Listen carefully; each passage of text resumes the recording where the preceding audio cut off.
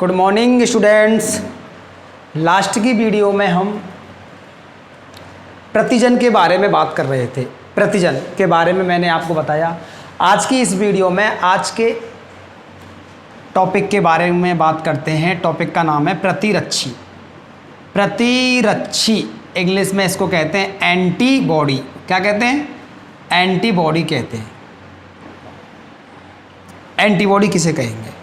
अच्छा, प्रतिजन के बारे में मैंने आपको क्या बताया? प्रतिजन के बारे में मैंने आपको बताया प्रतिजन एक बाहरी पदार्थ या बाहरी कारक होता है जो हमारे शरीर में प्रवेश करने पर क्या करता है? बी लिम्फोसाइट कोशिकाओं को क्या करता है? उत्पादक प्लाज्मा कोशिकाओं में रूपांतरित कर देता है और उत्पादक प्लाज्मा कोशिकाओं को प्रतिरक्षी निर्माण के लिए प्रेरित करता है। ठीक है ना? प्रतिजन के बारे में मैंने आपको बताया। तो प्रतिरक्षी किसको कहेंगे अपन? प्रतिजन के हमारे शरीर में प्रवेश करने के बाद, देखो ध्यान से समझें इसको। प्रतिजन है ये वाला, ये हमारे शरीर में प्रवेश कर गया। प्रतिजन के हमारे शरीर में प्रवेश करने के बाद क्या होगा? जो बी लिम्फोसाइट कोशिकाएं हैं, बी लिम्फोसाइट या बी लसिका कोशिका हैं, ये क्या करेंगी? ये क्या करेंगी? ग्लाइकोप्रोटीन का निर्माण करेंगी। किसका निर्माण करेंगी? ग्लाइकोप्रोटीन का निर्माण करेंगी। पहले तो प्लाज्मा कोशिका जो है बी लिम्फोसाइट कोशिकाएं उत्पादक प्लाज्मा कोशिकाओं में बदलेंगी और उत्पादक प्लाज्मा कोशिकाएं किसका निर्माण कर लेंगी? ग्लाइकोप्रोटीन का निर्माण करेंगी। इसी ग्लाइकोप्रोटीन को हम प्रतिरक्षी कहते हैं। क्या कहते हैं? प्रतिरक्षी या एंटीबॉडी कहते हैं। ठीक है ना? इसी ग्लाइकोप्रोटीन को अपन क्या कहते हैं? प्रतिरक्षी कहते हैं। अच्छा, प्रतिरक्षी को हम इम्यूनोग्लोबिन भी कहते हैं। इम्यूनोग्लोबिन भी कहते हैं, मीन्स आई जी इम्यूनोग्लोबिन भी इसको हम कहते हैं। जो हमारा प्रतिरक्षी है, हमारे शरीर का जो प्रतिरक्षी है वो गामा ग्लोबुलिन प्रकार का होता है। किस प्रकार का होता है? गामा ग्लोबुलिन प्रकार का होता है। गामा ग्लोबुलिन प्रकार का होता है। ठीक है ना? अब गामा ग्लोबुलिन प्रकार का क्यों होता है, इसके बारे में थोड़े जस्ट आगे चर्चा करेंगे। ठीक है ना? फिलहाल तो वहाँ पर इतना ही लिखेंगे कि प्रतिजन के हमारे शरीर में प्रवेश करने के पश्चात बी लिम्फोसाइट कोशिकाओं द्वारा उत्पन्न ग्लाइकोप्रोटीन को प्रतिरक्षी कहते हैं। प्रतिरक्षी को हम इम्यूनोग्लोबिन भी कहते हैं। ठीक है ना? अब ये प्रतिरक्षी कहाँ पाई जाती है? हमारे शरीर के रक्त में एवं तरल भाग में। हमारे शरीर में तरल भी उपस्थित होता है, रक्त भी उपस्थित होता है, दोनों में प्रतिरक्षी पाई जाती है। ठीक है ना? प्रतिरक्षी का निर्माण उत्पादक प्लाज्मा कोशिकाओं के द्वारा होता है। प्रतिरक्षी को इम्यूनोग्लोबिन भी कहते हैं। हमारे शरीर की प्रतिरक्षी किस प्रकार की होती है? गामा ग्लोबुलिन प्रकार की होती है, क्योंकि प्रतिरक्षी एक प्रकार का प्रोटीन होता है। ठीक है? और प्रोटीन में पॉलीपेप्टाइड श्रृंखलाएं पाई जाती हैं। मानव के प्रतिरक्षी के प्रोटीन में गामा प्रकार की पॉलीपेप्टाइड श्रृंखला पाई जाती है, इसलिए इसको गामा ग्लोबुलिन कहते हैं। आगे चर्चा करेंगे। फिलहाल तो वहाँ पे इतना ही लिखें। इसके बारे में लिखें, शरीर में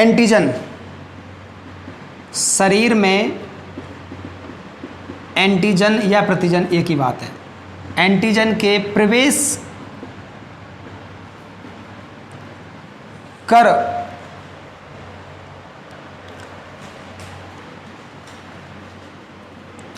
जाने के बाद, प्रवेश कर जाने के बाद बी लिम्फोसाइट कोशिकाओं द्वारा, बी लिम्फोसाइट कोशिकाओं द्वारा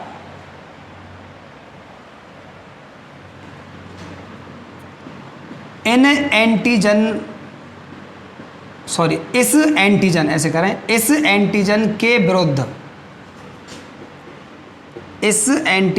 विरुद्ध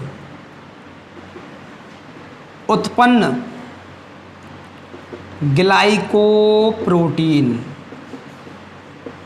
ग्लाइकोप्रोटीन को प्रतिरक्षी कहते हैं। ग्लाइकोप्रोटीन को प्रतिरक्षी कहते हैं। ठीक है ना। आगे इसमें और भी आप लिख सकते हैं, लिखें प्रतिरक्षी को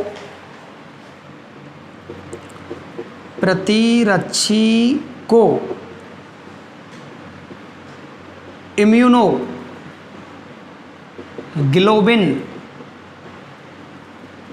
IG, जी थोड़ा नीचे आएगा, भी कहते हैं, इम्यूनोग्लोबिन भी कहते हैं। और आगे लिख सकते हैं इसमें, जो प्राणियों के रक्त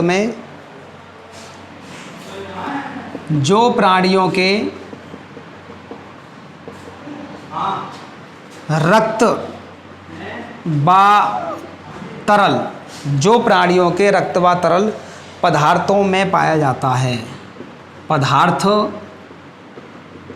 में पाया जाता है।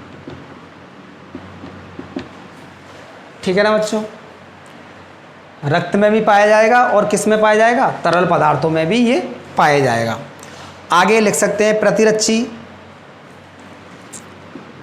प्रतिरक्षी गामा, या ऐसे लिख सकते हैं, गामा का चिन्ह ऐसे बनाते हैं। ठीक है ना, ऐसे देखो, ऐसे प्रतिरक्षी गामा ग्लोबुलिन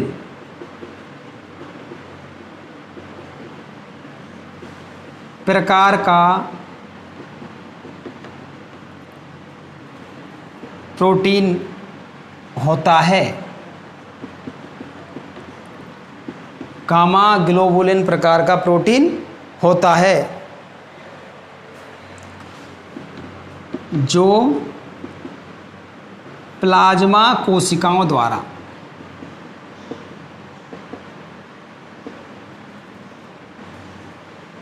निर्मित होता है, जो प्लाज्मा कोशिकाओं द्वारा निर्मित होता है। तो बच्चों ये प्रतिरक्षी की परिभाषा हो गई। ठीक है ना, कोई प्रॉब्लम नहीं है इसमें। आगे इसके बारे में एक इम्पोर्टेंट पॉइंट भी लिखते हैं, डैश लगा के लिखेंगे पैराटॉप, हेडिंग डाल लेंगे आप लोग, हेडिंग लगा लेंगे पैराटॉप। अब पैराटॉप क्या होता है, ये इम्पोर्टेंट परिभाषा है। पैराटॉप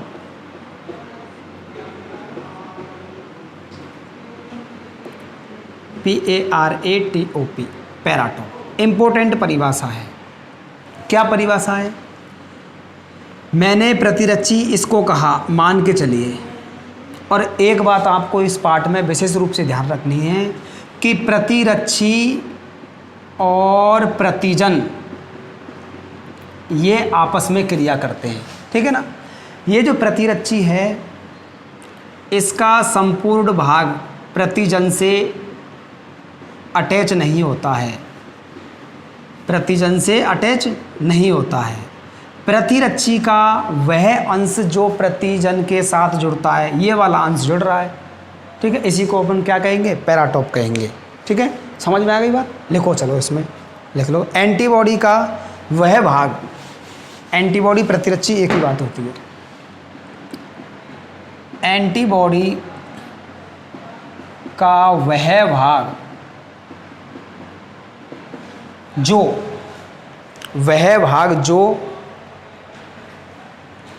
एंटीजन से क्रिया करता है। किससे क्रिया करता है, एंटीजन से क्रिया करता है,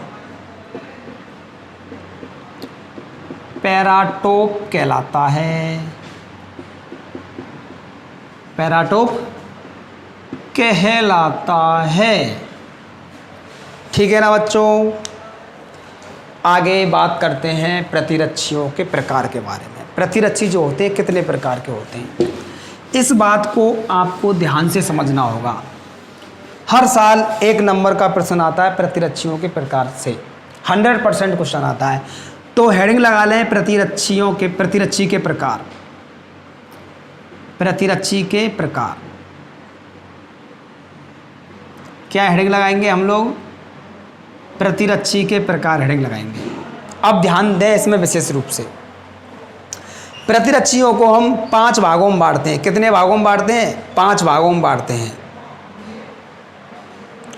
प्रतिरक्षियों को कितने भागों में बांटते हैं? 5 भागों में बांटते हैं। अब 5 भागों में किस आधार पर बांटते हैं? प्रतिरक्षियों में पॉलीपेप्टाइड श्रृंखलाएं पाई जाती हैं। क्या पाई जाती हैं? पॉलीपेप्टाइड श्रृंखलाएं। पॉलीपेप्टाइड श्रृंखलाएं पाई जाती हैं। अब ये पॉलीपेप्टाइड श्रृंखलाएं क्या होती हैं? एक प्रकार की प्रोटीन होती हैं। हम ऐसे भी कह सकते हैं कि प्रतिरक्षी में 5 प्रकार की प्रोटीन पाई जाती है, ठीक है ना।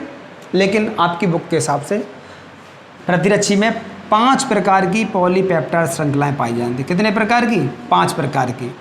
भारी पॉलीपेप्टाइड होती है। क्या होती है? भारी। भारी का मीन्स होता है 440 अमीनो अम्ल पाए जाते हैं। कितने अमीनो अम्ल? 440। एक भारी पॉलीपेप्टाइड श्रृंखला में 440 अमीनो अम्ल पाए जाते हैं। अब नई समस्या आ गई कि अमीनो अम्ल क्या होते हैं। अमीनो अम्ल कुछ नहीं होते। प्रोटीन का निर्माण होता है छोटी छोटी इकाइयों से होता है। ये छोटी छोटी इकाइयाँ आपस में एक बंध से जुड़ जाती हैं, जिसको हम पेप्टाइड बंध कहते हैं। और इन इकाइयों को अपन क्या कहते हैं? अमीनो अम्ल कहते हैं। क्या कहते हैं? अमीनो अम्ल कहते हैं। तो हम एक बात कह सकते हैं, प्रोटीन का निर्माण किससे होता है भैया? अमीनो अम्लों से होता है, ठीक है ना। पॉलीपेप्टाइड एक प्रकार की क्या है? प्रोटीन ही है। तो प्रतिरक्षी में 5 प्रकार की भारी पॉलीपेप्टाइड श्रृंखलाएं पाई जाती हैं। इनके आधार पर प्रतिरक्षियों को कितने भागों में बांटा गया है? 5 भागों में बांटा गया है, ठीक है ना। ये भारी पॉलीपेप्टाइड श्रृंखलाएं कौन कौन सी होती हैं? इनको यूनानी भाषा में दर्शाया गया है, ठीक है ना।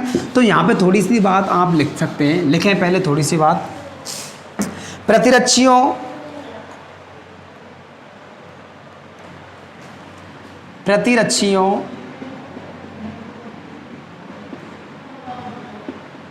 में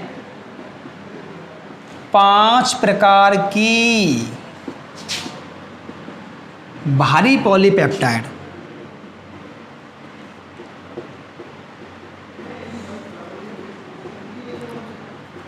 श्रृंखलाएं पाई जाती हैं। 5 प्रकार की भारी पॉलीपेप्टाइड श्रृंखलाएं पाई जाती हैं, जिसके आधार पर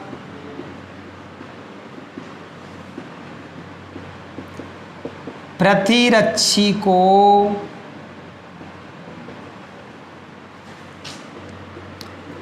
5 भागों में बांटा गया है।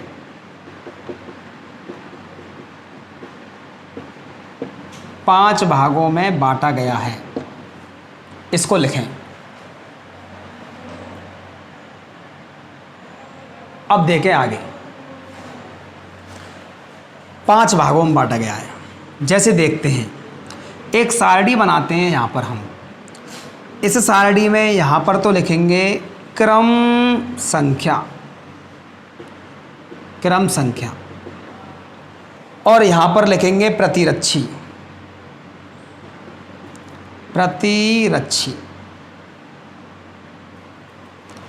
ठीक है ना।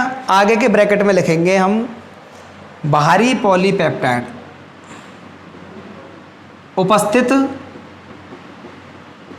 बाहरी पॉलीपेप्टाइड श्रृंखला, उपस्थित बाहरी पॉलीपेप्टाइड श्रृंखला। अब इन बाहरी पॉलीपेप्टाइड श्रृंखलाओं को यूनानी शब्दों में दर्शाते हैं, यूनानी भाषा के अक्षरों के रूप में दर्शाते हैं। वो कौन कौन से, कैसे दर्शाते हैं यहाँ पे लिख लेंगे। चलो, यूनानी, यू तुम्हारी, कौन? नानी। यूनानी भाषा, ना मेरी नानी, ठीक है ना। यूनानी भाषा के अक्षरों के रूप में, के अक्षरों के रूप में। अब देखो ध्यान से,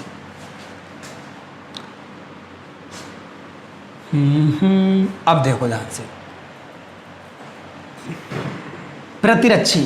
प्रतिरक्षी को हम क्या कहते हैं? आईजी, इम्यूनोग्लोबिन भी हम इसको कह सकते हैं, ठीक है ना, क्या कहते हैं, IG। अगर अब भारी पॉलीपेप्टाइड श्रृंखला क्या होती है, 5 होती है। कौन कौन सी होती है, जी,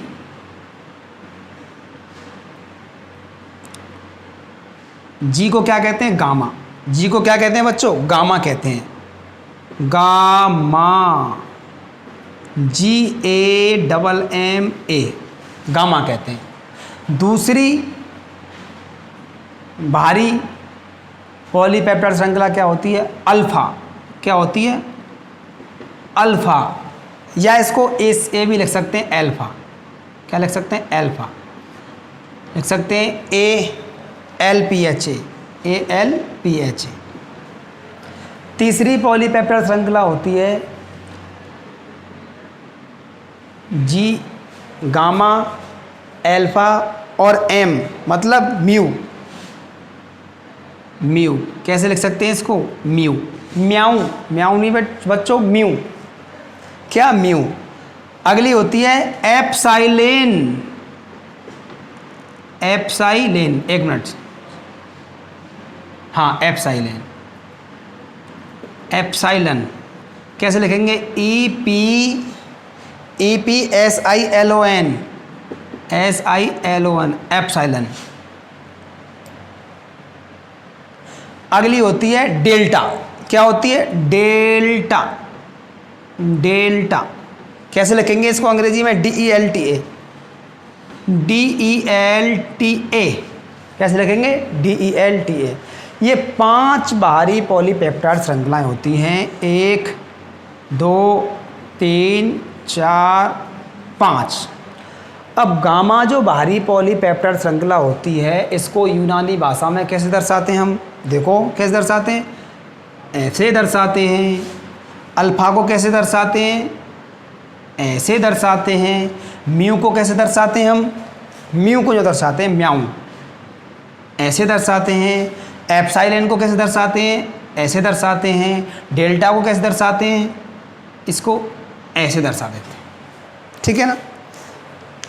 gamma, alpha, mu, epsilon, delta, gamma, alpha, mu, epsilon, delta, ठीक है ना।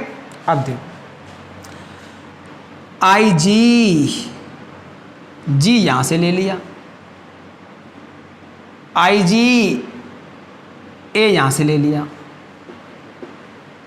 सॉरी जी बराबर में लिखेंगे, ठीक है ना। IG M यहां से ले लिया, IG E यहां से ले लिया, IG D यहां से ले लिया, IG IGG, GGI, IGG, IGA, IGM, IGE, IGD, ये 5 प्रकार की क्या होती हैं, प्रतिरक्षी होती हैं। क्या होती हैं, प्रतिरक्षी होती है। अब क्वेश्चन कैसे आता है, ध्यान दो। प्रतिरक्षी IgA में पाई जाने वाली भारी पॉलीपेप्टाइड श्रृंखला को यूनानी अक्षर में कैसे दर्शाते हैं, ऐसे। बहुत तगड़ा क्वेश्चन हो गया, ठीक है ना, ध्यान से। तो इनको आप नोट करें पहले। अब इनको याद कैसे करेंगे वो भी मैं आपको बताऊंगा, ठीक है ना। फिलहाल नोट कर लें, कर लिया नोट, कर लिया नोट, चलो ठीक है, नोट कर लिया। अब देखो, ध्यान दें। अब याद इनको कैसे करें, GAMED,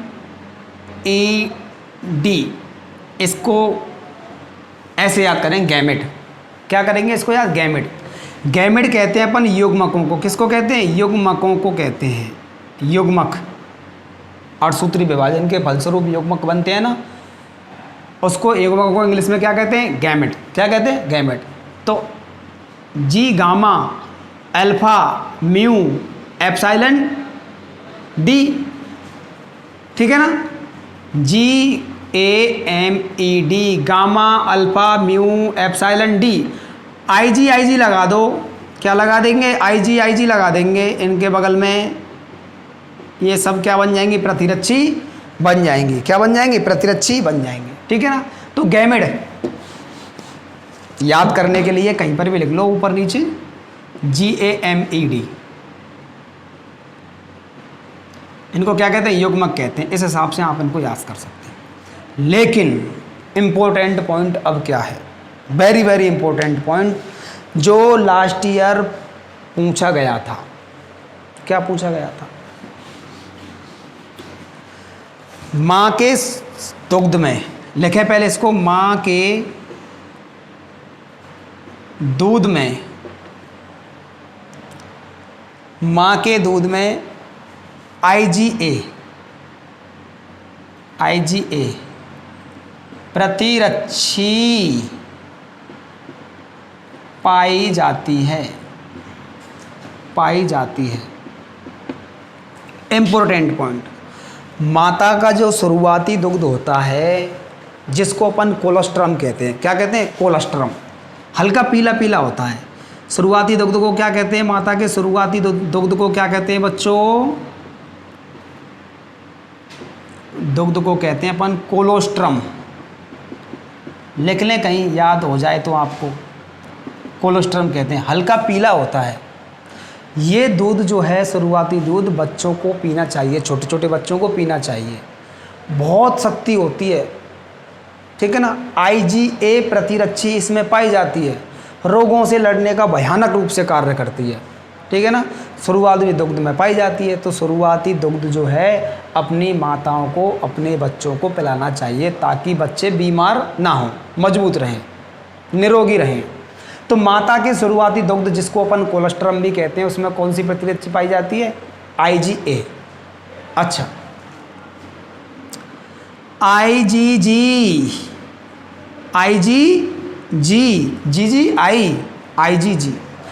IgG मात्र एक ऐसी प्रतिरक्षी है जो अपरा को पार करके भ्रूण तक पहुंच जाती है। कैसे? पहले इसको लिखें।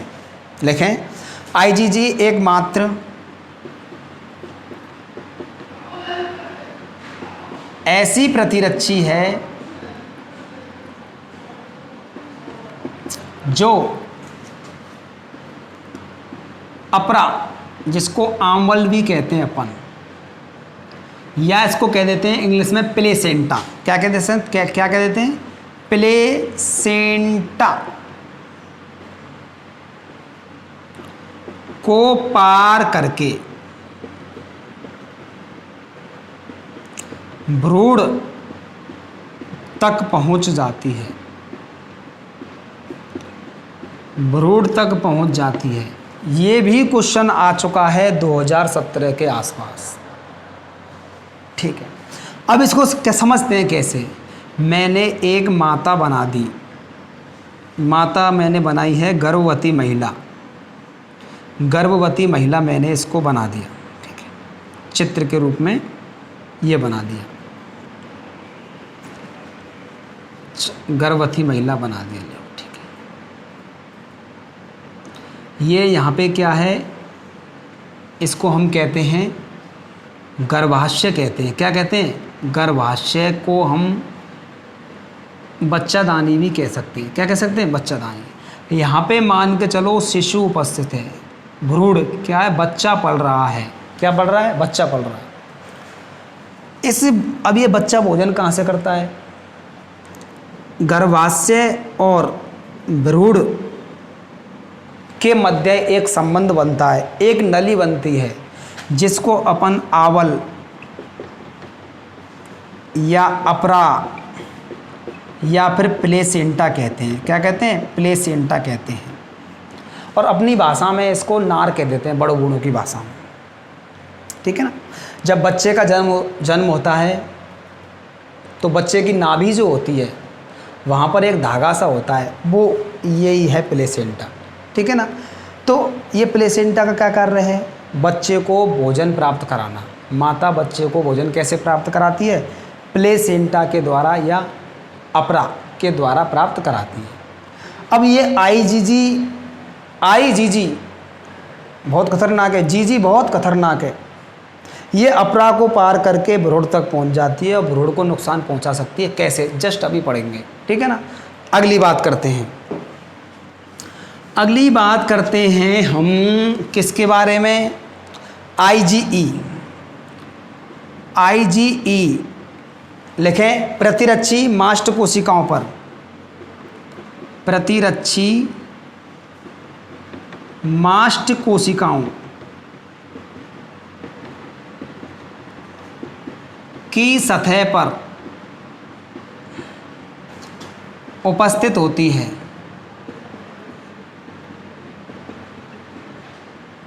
की सतह पर उपस्थित होती है। मास्ट कोशिकाओं की सतह पर ये उपस्थित होती है। मास्ट कोशिकाएं होती हैं रक्त में, उस पर उपस्थित होती है। आगे बात करें IgM के बारे में बात करते हैं। किसके बारे में बात करते हैं, M के बारे में। IgM को छोड़ो, पहले इसी के बारे में बात कर लेते हैं थोड़ी। जो मास्ट कोशिकाएं जो होती हैं, इन पर क्या पाई जाती है, IgE पाई जाती है। जब कभी भी एलर्जी हो जाती है, एलर्जी हो जाती है तो एलर्जी को कौन सी प्रतिरक्षी ख़त्म करती हैं, IgE। एक बार क्वेश्चन आया था 2019 में क्वेश्चन आया था कि एलर्जी को प्रत्युत्तरजा भी कहते हैं। यहाँ पे लिख लें थोड़ा सा, इसके नीचे लिख लें एलर्जी। एलर्जी को और क्या कहते हैं, प्रत्युत्तरजा, प्रत्युर्जा, इसको एलर्जी भी कहते हैं अपन, ठीक है ना। ये क्वेश्चन आया था, इससे संबंधित कौन सी प्रतिरक्षी हैं, आप लिखेंगे IgE। क्या लिखेंगे, IgE, हम इसको लिखेंगे। पिछली बार क्वेश्चन आ चुका है, बस इतना ही बात है। ये प्रत्येक साल इनमें से एक क्वेश्चन 100% पूछा जाता है। तो आप लोग इसको नोट कर रहे हैं, याद भी करें, पर कंफ्यूज हो जाता है।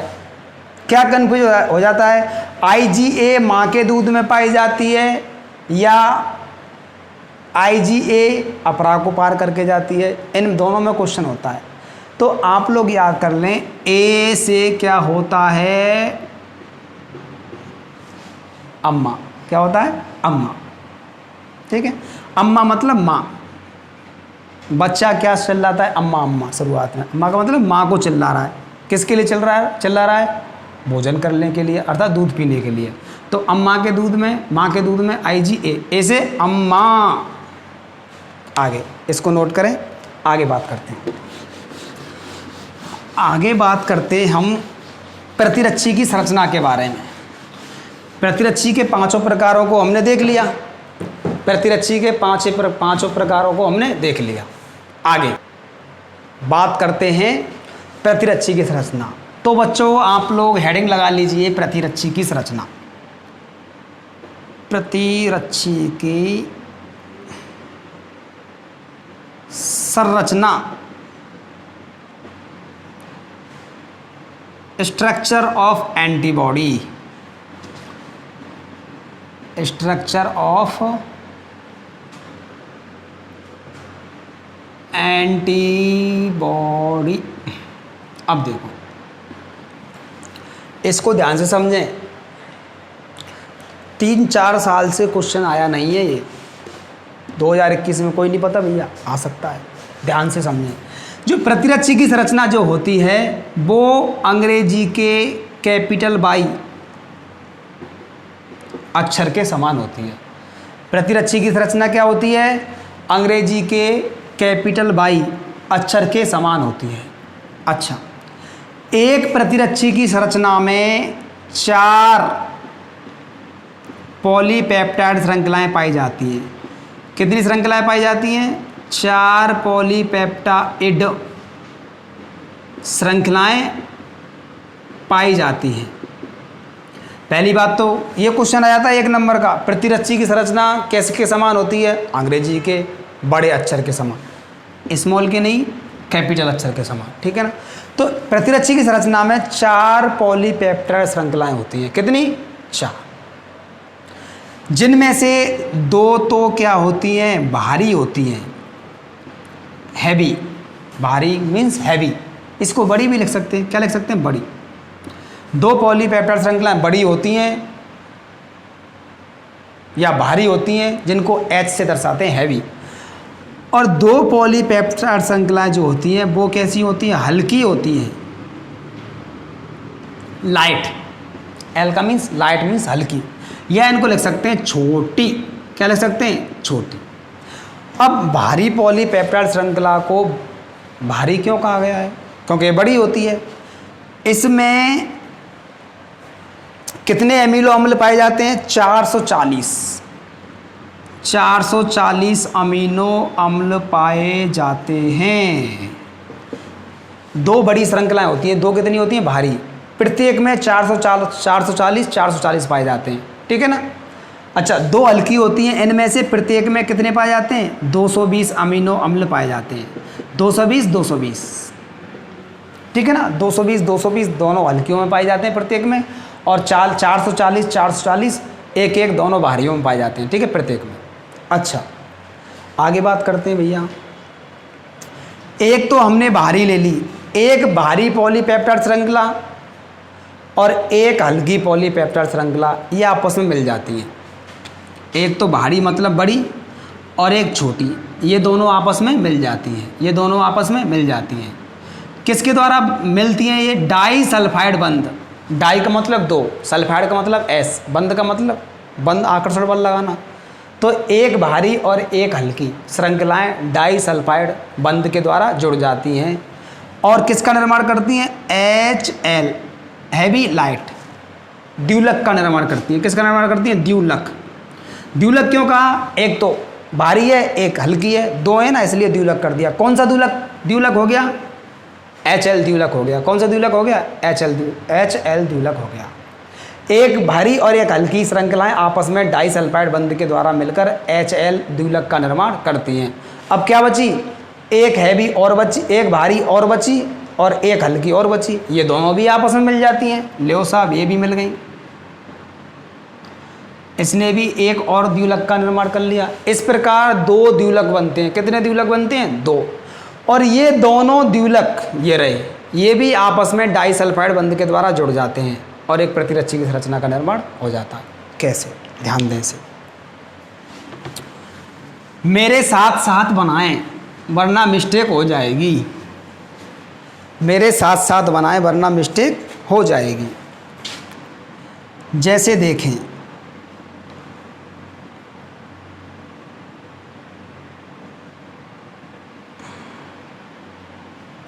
जैसे आप लोग देखें,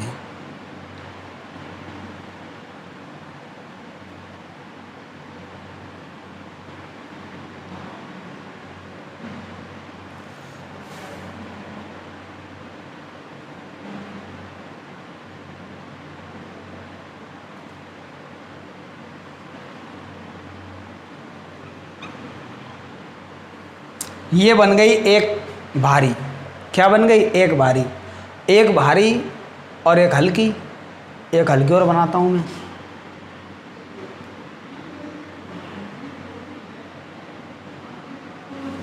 एक हल्की और बनाता हूँ।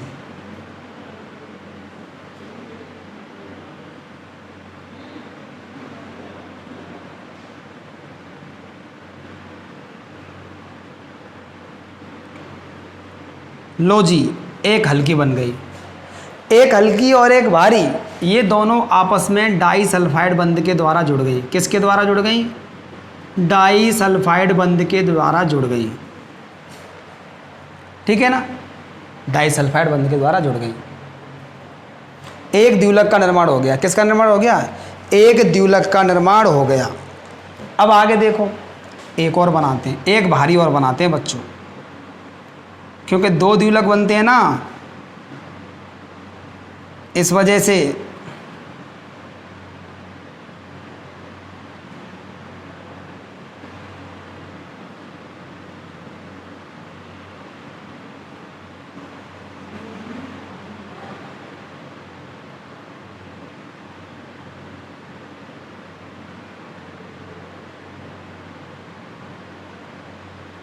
बच्चों चित्र बनाने में संघर्ष मत करो, संघर्ष चित्र बनाने में मत करो, लेकिन संघर्ष भी करो। चित्र सही बनना चाहिए। चित्र बन जाता है अच्छा तो टीचर खुश हो जाता है, टीचर खुश हो जाता है तो खुश नुमा नंबर देता है। ये भारी हो गई, ये हल्की हो गई। ये भी देखो डाई सल्फाइड बंध के द्वारा जुड़ गई। लो जी, एक द्विलक ये रहा HL, इधर देख लो, एक द्विलक ये रहा HL, एक द्विलक ये रहा HL। ये दोनों आपस में मिल गए डाई सल्फाइड बंध के द्वारा, ये दोनों डाई सल्फाइड बंध के द्वारा मिल गए, जुड़ गए, तो एक प्रतिरक्षी की संरचना का निर्माण हो गया। किसका निर्माण हो गया? प्रतिरक्षी की संरचना का निर्माण हो गया। प्रतिरक्षी की बाहरी श्रृंखला जो होती है, यहाँ पर COOH कार्बोक्सिलिक समूह पाया जाता है, यहाँ पर भी पाया जाता है COOH, ठीक है ना। और यहाँ पर NH2 समूह पाया जाता है, NH2 समूह यहाँ पर भी पाया जाता है, यहाँ पर भी पाया जाता है और यहाँ पर भी पाया जाता है। ठीक है साहब, आगे देखते हैं। समझते समझते चलें इसको, नहीं समझोगे तो दिमाग से निकल जाएगा। अब देखो आगे, इस प्रतिरक्षी के इस वाले भाग को कहते हैं अस्थिर भाग, सॉरी स्थिर भाग। क्या कहते हैं? स्थिर भाग कहते हैं। क्या कहते हैं? स्थिर भाग। इसको अपन FC भाग भी कह देते हैं। क्यों कहते हैं बताइए? इस वाले भाग को हम कहते हैं अस्थिर भाग। ये भाग स्थिर नहीं होता है, इसे FAB भाग भी कहते हैं। FAB क्या नीचे है? अच्छा, इन वाले भागों को हम कहते हैं कब्जे या हिंज। ये लचीले होते हैं। इस वाले भाग को, ये स्प्रिंग वाला भाग दिख रहा है ना, स्प्रिंग वाला, इस वाले भाग को अपन कहते हैं कब्जे या फिर क्या कहते हैं इनको? हिंज कहते हैं, हिंज कहते हैं। क्यों कहते हैं अभी बताएंगे। क्योंकि कब्जे जो होते हैं लचीले होते हैं। किवाड़ों के कब्जे नहीं होते, किवाड़ को यूँ मोड़ लो, लचीले होते हैं, ठीक है ना, इसलिए इनको क्या कहते हैं? कब्जे कहते हैं। अब ये कब्जे क्या करते हैं? देखो, कब्जे लचीले होते हैं। इनका कार्य क्या होता है? इनका कार्य ये होता है, ये कब्जे क्या लचीले होते हैं, इसको ऊपर भी उठा सकते हैं, नीचे भी। ये यूँ हो सकती है, यूँ हो सकती है, यूँ हो सकती है, यूँ हो सकती है, ठीक है। इसलिए क्या होते हैं? लचीले होते हैं। अब यूँ होने से क्या फ़ायदा होता है? इस वाले स्थान को अपन कहते हैं प्रतिरक्षी क्रिया स्थल।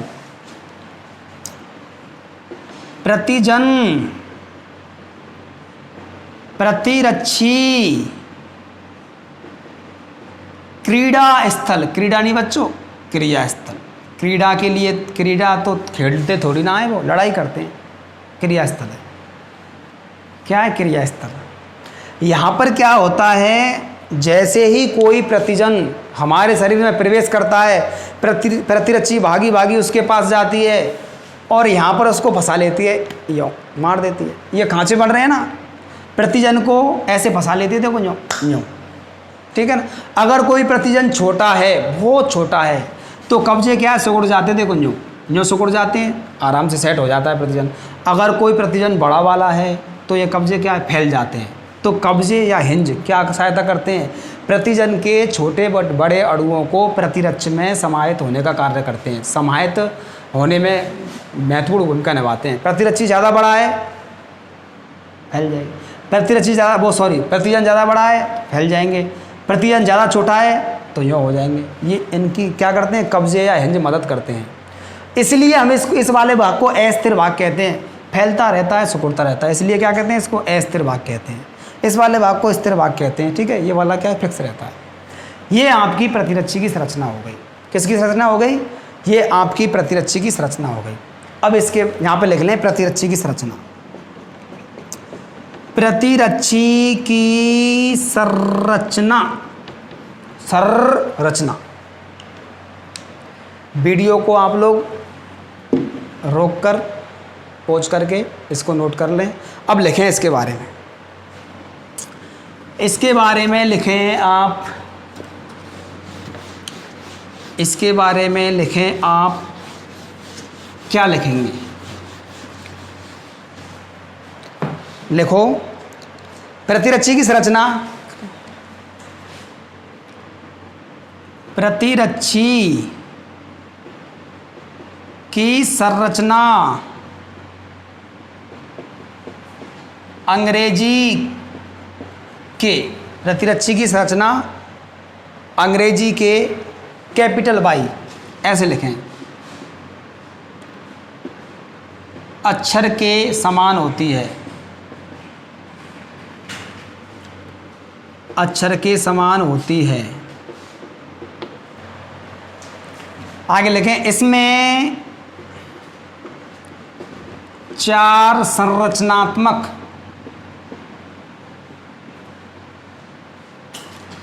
इकाइयां पाई जाती हैं,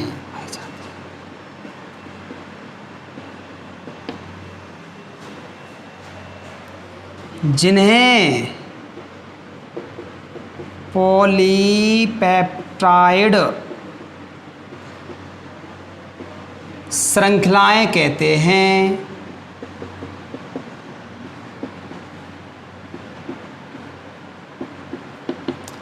पॉलीपेप्टाइड श्रृंखलाएं कहते हैं, जिनमें से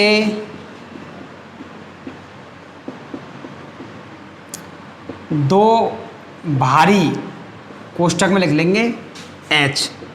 H का मतलब क्या होता है? यहाँ पे लिख लेंगे कहीं हैवी, HEAVY, या बड़ी, तथा 2 हल्की, ब्रैकेट में लिख लेंगे कैपिटल L। L का मतलब होता है लाइट, LIGHT, लाइट। वो लाइटली लट्टू वाली, लाइट का मतलब हल्की, छोटी या छोटी,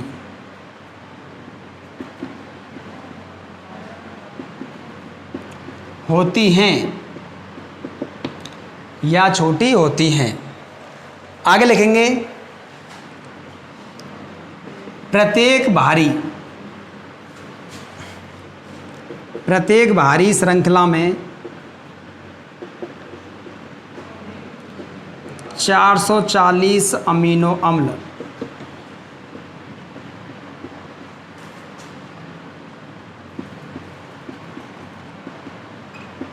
440 एमिनो अम्ल, तथा प्रत्येक हल्की श्रृंखला में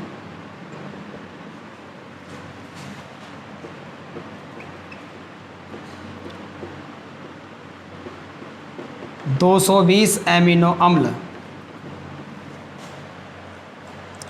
220 एमिनो अम्ल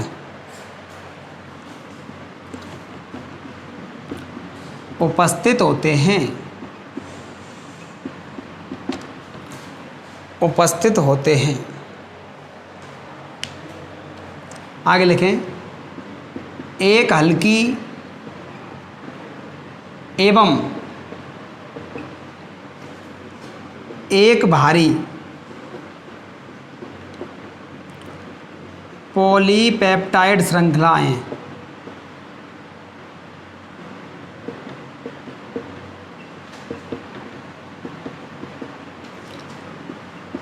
डाइसल्फाइड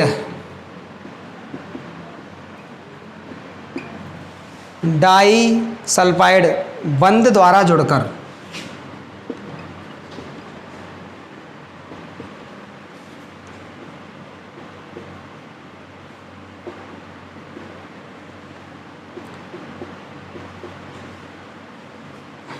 द्युलक, कौन सा? HL। कौन सा द्युलक? HL। का निर्माण करती हैं।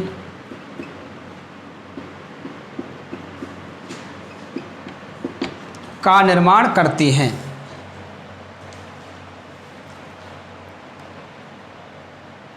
ठीक है ना।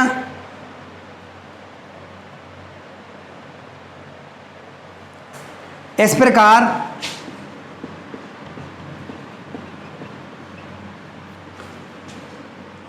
दो द्युलकों का निर्माण होता है। इस प्रकार दो द्युलकों का निर्माण होता है और दोनों द्युलक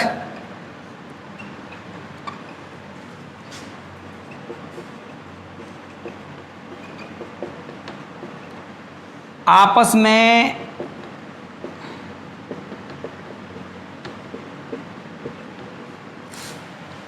डाइसल्फाइड बंध द्वारा जुड़कर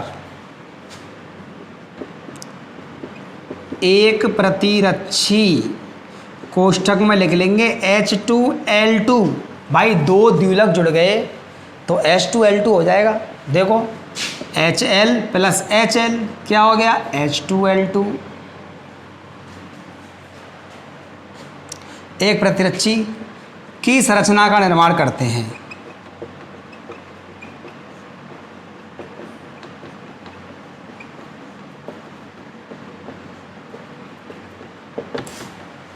की संरचना का निर्माण करते हैं।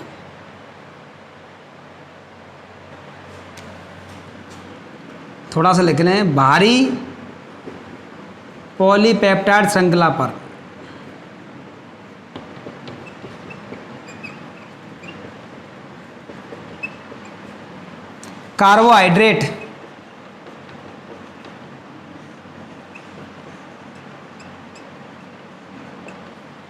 कार्बोहाइड्रेट श्रृंखला जुड़ी रहती है।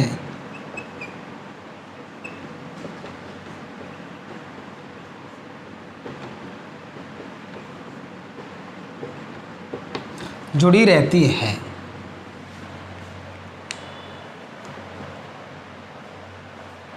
ठीक है ना। अब हम आगे लिखेंगे, प्रत्येक भारी व हल्की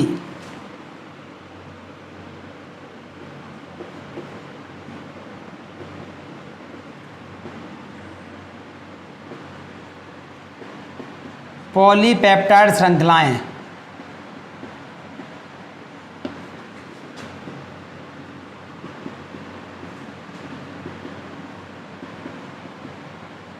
दो भागों में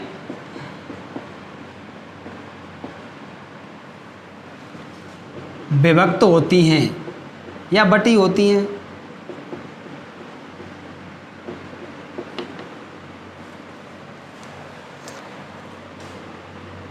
पहला है आपका अस्थिर भाग। अस्थिर भाग कहाँ होता है? ऊपर की तरफ होता है ना। वह भाग जो प्रतिजन से क्रिया करता है, यही तो क्रिया करता है भाई। वह भाग जो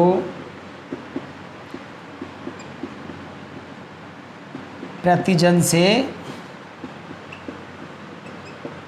क्रिया करता है तथा श्रृंखला के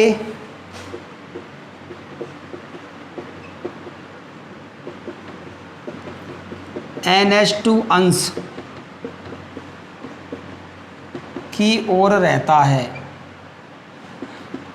NH2 की तरफ भी तो रहता है तथा श्रृंखला के NH2 मतलब ऊपर की तरफ की ओर रहता है।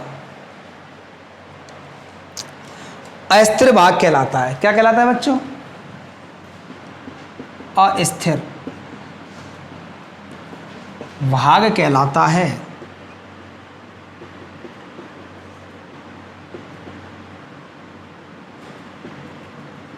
इसे FAB भाग भी कहते हैं।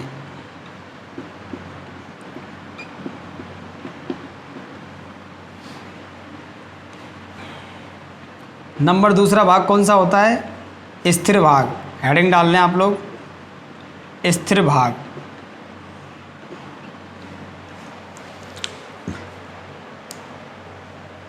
इसको लिखें वह भाग जो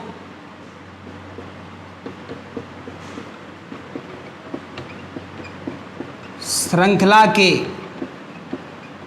COOH अंश की ओर रहता है।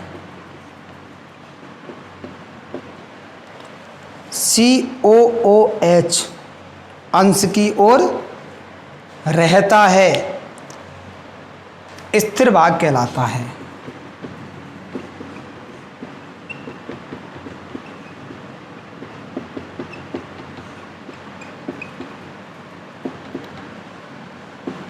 इसे FC भाग, C मतलब COOH, इसे HC भाग FC भाग भी कहते हैं।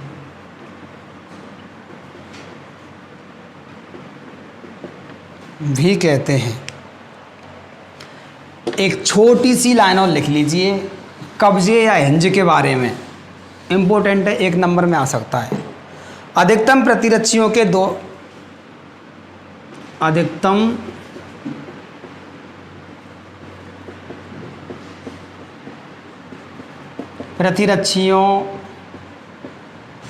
के दोनों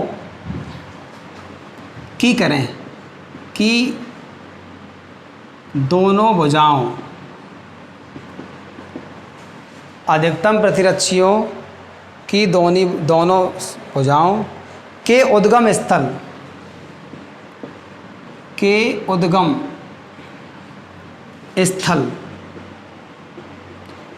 कैसे होते हैं भैया?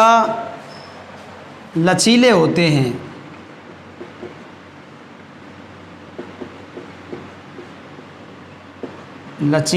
हैं। जिन्हें कब्जे या हिंज कहते हैं।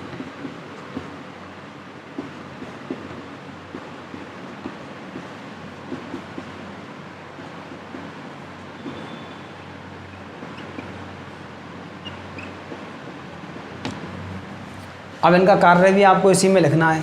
कार्य में क्या लिखेंगे? कब्जे लचीले होने के कारण, लिखें कब्जे लचीले होने के कारण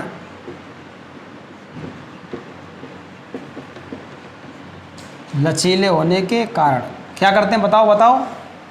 लचीले होने के कारण प्रतिरक्षी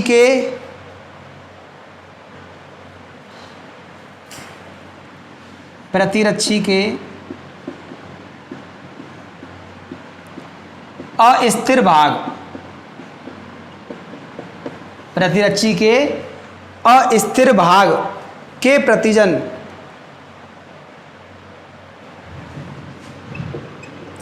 अस्थिर भाग के प्रतिजन, भाई प्रतिजन तो अस्थिर भाग की तरफ ही आता है, के छोटे बड़े अणु, छोटे बेटे नहीं, छोटे बड़े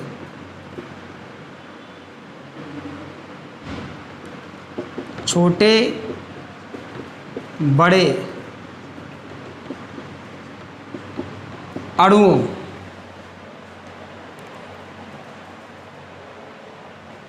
छोटे बड़े अणुओं को समाहित कर भाई फैल जाता है, सिकुड़ जाता है, समाहित कर लेता है, उनको एडजस्ट करवा देता है, अभिक्रिया करने में मदद करता है। समाहित कर प्रतिजन प्रतिरक्षी की, ऐसे लिखें, प्रतिजन प्रतिरक्षी की अभिक्रिया करने में मदद करता है।